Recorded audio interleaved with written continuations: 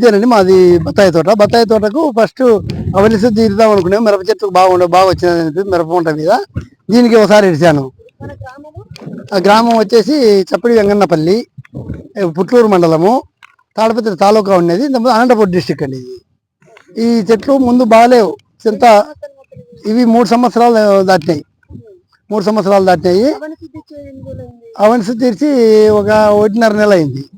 అప్పుడు ఫస్ట్ ఇచ్చినప్పుడేమో ఇది పని చేస్తుందా లేదా అనుకున్నాము. ఆ లింగమూర్తిని అడిగితే లింగమూర్తి గారేమో నిదానంగా పనిచేస్తుందన్న అది ఏం చెప్పినాడు. అప్పుడు నీళ్లు రోజు వేయం కదా బత్తాయి తోటలకు, అప్పుడు నీళ్ళు స్టార్ట్ చేసినాము. తర్వాత వాడ వచ్చేంత వరకు మళ్ళీ నీళ్లు పెట్టలే.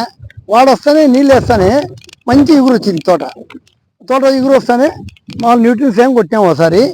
ఇంకా బాగా కలర్ వచ్చేసింది. అసలు పల్లాకు తెగులే పోయింది. మొత్తం పోయింది. మొక్క అంతకుముందు బాగాలేదు, పాలిపోయి ఉండేది. అంత పల్లాకులు ఉన్నాయి ఎక్కువ.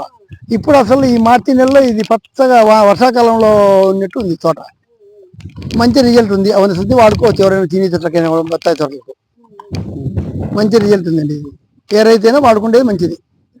ఇప్పుడు ఈ మార్చిలో ఈ ఎండలకి ఇంత సోసుగా తోట ఇది.